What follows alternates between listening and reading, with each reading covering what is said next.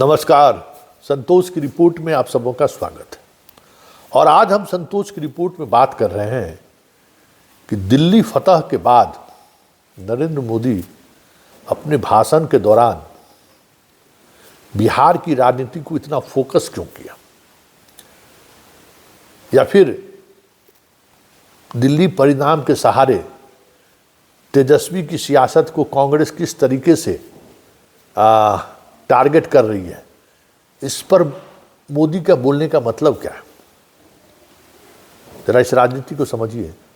कल के भाषण में दिल्ली जीत के बाद जितनी तारीफ वो इशारों में ही सही तेजस्वी का या फिर केजरीवाल का कर रहे थे, उसका मतलब समझ रहे हैं क्यों वो कांग्रेस को टारगेट ले रहे थे, जबकि कांग्रेस की वजह से वो वहाँ कंफर्ट पोजीशन पर भी रहे और जीत भी उनकी मिली।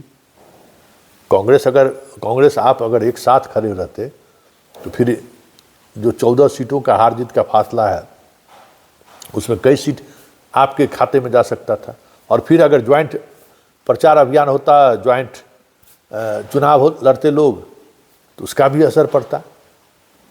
फिर भी मोदी क्यों कांग्रेस की आलोचना कर रहे हैं कि ये अपने सहयोगियों के साथ सहज नहीं है, सहयोगियों को ये खत्म करना चाहते, क्यों ये बात कह रहे हैं मोदी? कभी आपने सोचा है क्या? अच्छा, जरा सोचने से पहले पहले मोदी की वो बात सुन लीजिए। वो तो चंद सेकंड का वो बात है, उसको जरा सुन लीजिए, फिर हम उस पर चर्चा करेंगे।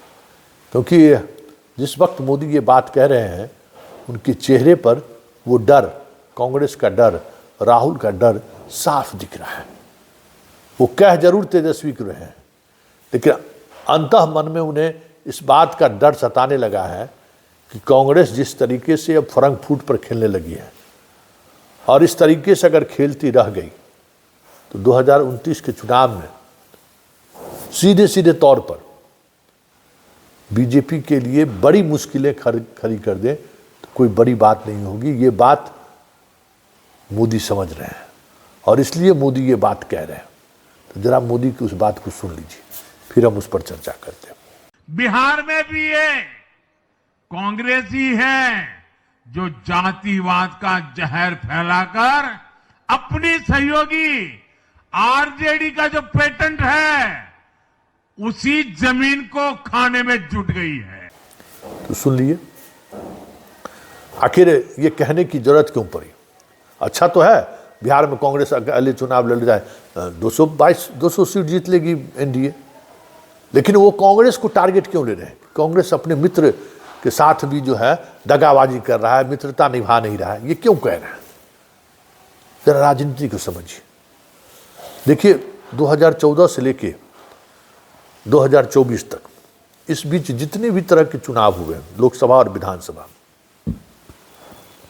एक मैसेज साफ है कि क्षेत्रीय दल के सहारे बीजेपी को नहीं हराया जा सकता। ये तय संदेश है।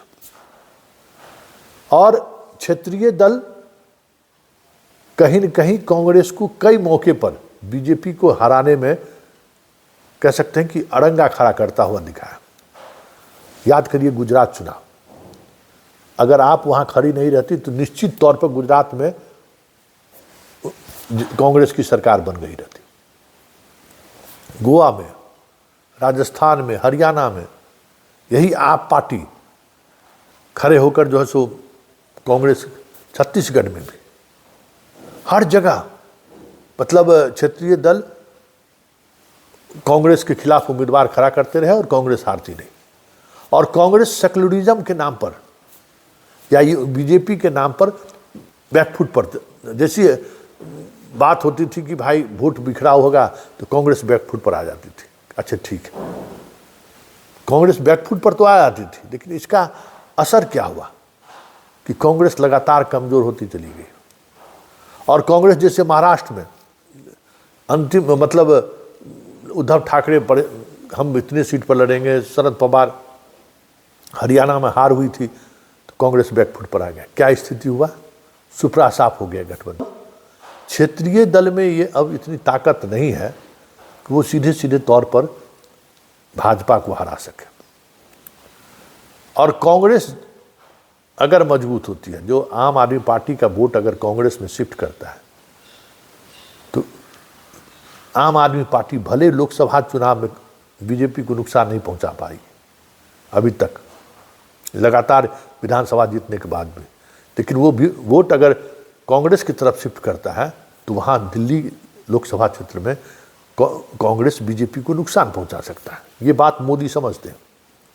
इसी तरीके से अगर बिहार, बंगाल, यूपी, राजस्थान, मध्य प्रदेश, छत्तीसगढ़, क्यों इन सब जगहों पर ममता बनर्जी और तेजस्वी या केजरीवाल ये कहते हुए नजर आ रहे थे, शरद पवार भी, कि जहां कांग्रेस अकेले हैं वहां लड़े, बाकी जगह हम लोग तय करेंगे। तो उस फार्मूला पर वो कांग्रेस रहा, लेकिन कांग्रेस देख लिया कि ईडी, सीबीआई भ्रष्टाचार के मामले में क्षेत्रीय दल इस तरीके से कह सकते हैं कि घिर चुका है कि कहीं न कहीं किसी न किसी प्लेटफॉर्म पर ये लोग बीजेपी के बी टीम के रूप में लोकसभा चुनाव में काम करते हुए जरूर दिख जाते हैं, भले वो विधानसभा चुनाव में दिखे या नहीं दिखे। इसलिए कांग्रेस ने जो फैसला दिल्ली में लिया है, और उस फैसले से भले ही बीजेपी को लाभ होता हुआ आपको दिख रहा हो, लेकिन पार्लियामेंट के चुनाव में बीजेपी को नुकसान होगा, इस बात का इल्म मोदी को है। इसीलिए वो तेजस्वी के को आगाह नहीं कर रहे हैं। बिहार के उस राजनीतिक पृष्ठभूमि को वो समझ रहे हैं कि कांग्रेस जिस तरीके से वहाँ अपनी सक्रियता बढ़ा रही है, दलित, पिछड़ों और मुसलमानों के बीच जिस तरीके से उसका जो कांग्रेस का पुराना परंपरागत वोट बैंक रहा है, अपने तरफ लाने की कोशिश राहुल कर रहा है। मोदी को डर इसी बात को लेकर है कि जिस दिन कांग्रेस का ये परंपरागत वोट वापस होता हुआ दिख गया, तो सवर्ण में कोई जाति कांग्रेस की तरफ जाए चाहे नहीं जाए, ब्राह्मण रातों रात कांग्रेस के साथ चल जाएगा। इस बात का इल्म, समझदारी मोदी को है कि पूरे देश स्तर पर ब्राह्मण एक बार फिर से कांग्रेस के साथ शिफ्ट कर जाएगा।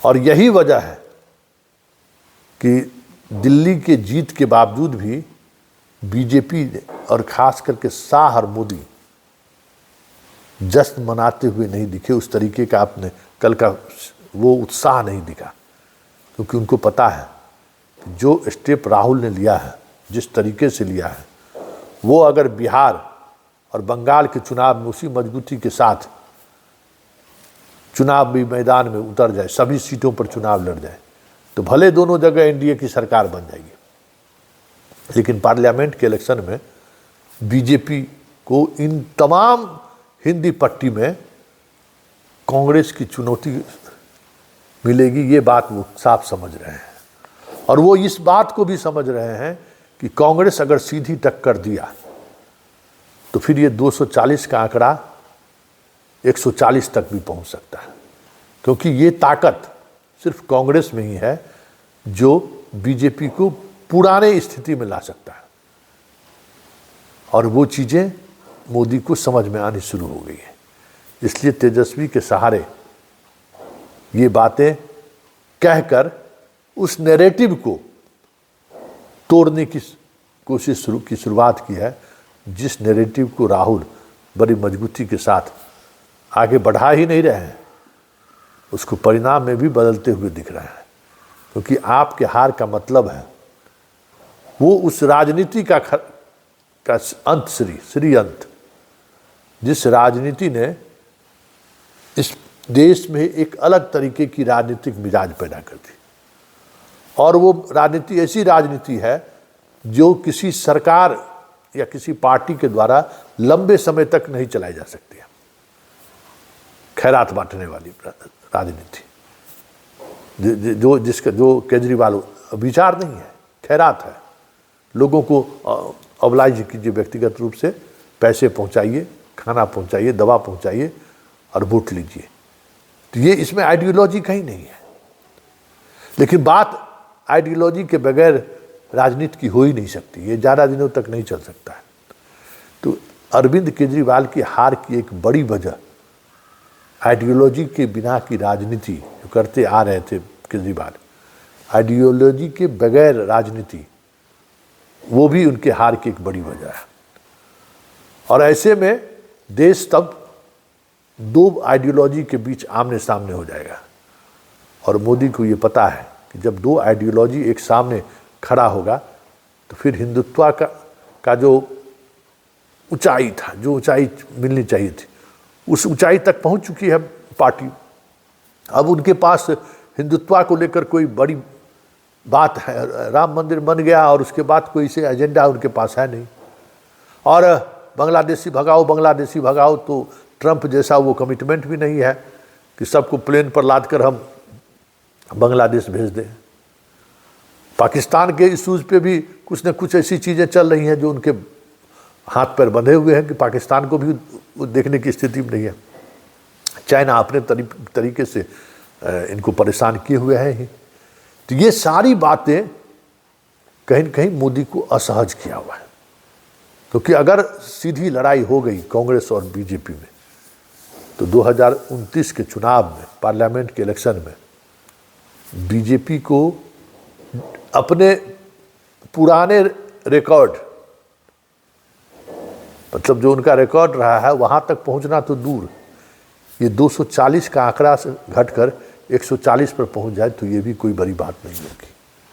इसलिए मोदी की ये बेचैनी, मोदी का ये सियासत या मोदी का ये नैरेटिव उस भय को प्रदर्शित करता है, जिस भय की वजह से मोदी अपने जीत के जश्न को इस डर के साथ मना रहे हैं कि अगर राहुल अपने इस स्टैंड को लेकर आगे बढ़ गया तो फिर पूरी सियासत ही, हिंदी पट्टी की पूरी सियासत ही बदल जाएगी। इस बात का पूरा एहसास मोदी को है।